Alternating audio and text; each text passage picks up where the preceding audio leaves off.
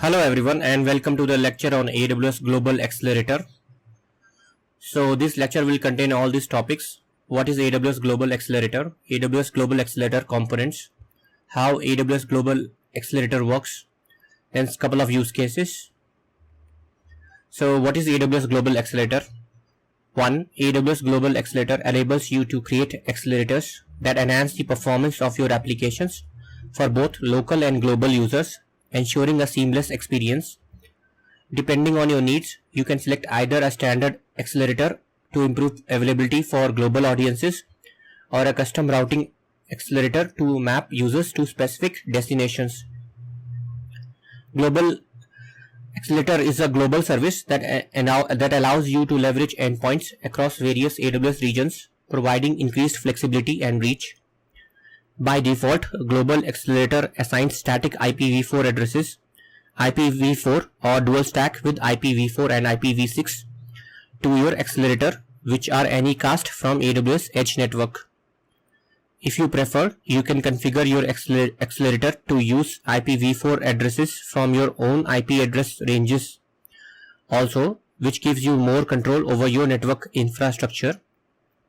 For standard accelerators, Global Accelerator utilizes the AWS Global Network to route traffic to the optimal regional endpoint based on factors such as health, client location, and your configured policies, which enhances the application availability.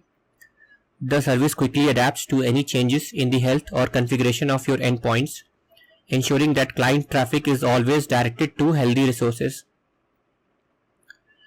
Okay, AWS Global Accelerator components. So I will just go through all components one by one. First one is static IP addresses.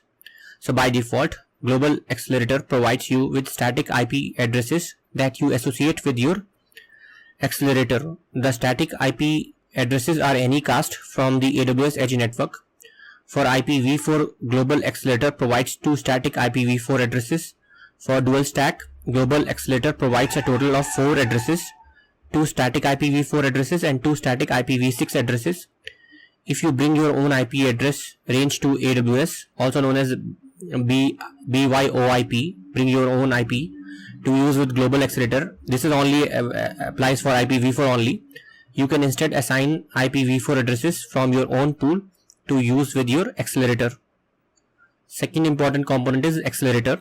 An accelerator directs traffic to endpoints over the AWS Global Network to improve the performance of your internet applications. Each accelerator includes one or more listeners. So there are 2 types of accelerators.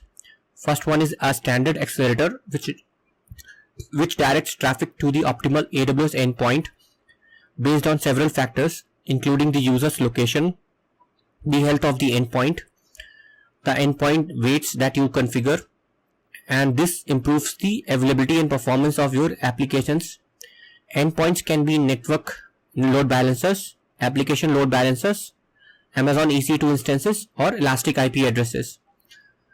A custom routing accelerator lets you deterministically route multiple users to a specific EC2 destination behind your accelerator, as is required for some use cases. So you do this by directing users to a unique IP address and port on your accelerator, which Global Accelerator has mapped to the destination. Note that custom routing accelerators do not support dual stack for IP addresses. Okay, next important component is DNS name. Global Accelerator assigns each accelerator a default domain name system DNS name similar to, for example, it can be something like abcd1234.awsglobalaccelerator.com, and that points to the static IP addresses that Global Accelerator assigns to you or that you choose from your own IP address range. If you have a dual stack accelerator, Global Accelerator also assigns you a dual stack DNS names, which is similar to something like some identifier like abcd1234.dualstack.awsglobalaccelerator.com. So there will be .dualstack in the total DNS name, and that points to the 4 static IP addresses for your dual stack accelerator. Okay, next important component is the network zone. So similar to an AWS availability zone, a network zone is an isolated unit with its own set of physical infrastructure. When you create an accelerator, Global Accelerator provides you with a set of static IP addresses. As I mentioned, 2 static IPv4 for an accelerator with an IPv4 IP address type, or 4 static IP addresses for a dual stack accelerator, 2 IPv4, 2 IP6, and Global Accelerator serves 1 static IP address per network zone from a unique IP subnet for each IP address family. If one address from a network zone becomes unavailable due to IP address blocking by certain client networks or network disruptions, client applications can retry on the healthy static IP address from the other isolated network zone. Okay, next important component is a listener. A listener processes inbound connections from clients to the Global Accelerator based on the port or port range and a protocol or protocols that you have configured. Our listener can be configured for TCP, UDP, or both TCP and UDP protocols. Each listener has one or more endpoint groups associated with it, and traffic is forwarded to the endpoints in one of the groups. You associate endpoint groups with listeners by specifying the regions that you want to distribute traffic to. With a standard accelerator, traffic is distributed to optimal endpoints within the endpoint groups associated with a listener. Okay, next important component is endpoint group. Each endpoint group is associated with a specific AWS region. Endpoint groups include one or more endpoints in the region. With a standard accelerator, you can increase or reduce the percentage of traffic that would be otherwise directed to an endpoint group by adjusting a setting called a traffic dial. The traffic dial lets you easily do performance testing or blue-green deployment testing, for example, for new releases across different AWS regions. And last important component is an endpoint. An endpoint is the resource that AWS Global Accelerator directs traffic to. Endpoints for standard accelerators can be network load balancer, application load balancer, EC2 instances, or elastic IP addresses. An application load balancer endpoint can be an internet facing or internal also. Traffic for standard accelerators is routed to endpoints based on the health of the endpoint along with configurations options that you have chosen, such as endpoint weights. For each endpoint, you can configure weights, which are numbers that you can use to specify the proportion of traffic to route to each one. This can be useful, for example, to do performance testing within a region. Endpoints for custom routing accelerators are virtual private cloud VPC subnets with one or many Amazon EC2 instances that are the destinations for the traffic. Okay, how Global Accelerator works.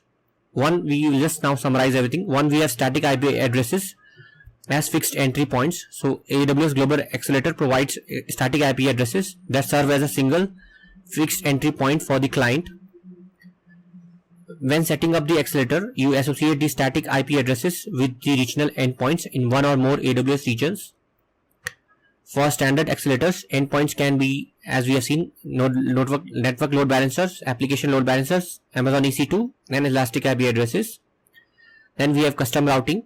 For custom routing accelerators, endpoints are virtual private cloud VPC subnets with one or more EC2 instances. Then the static IP addresses accept incoming traffic onto AWS global network from the closest edge location to the users.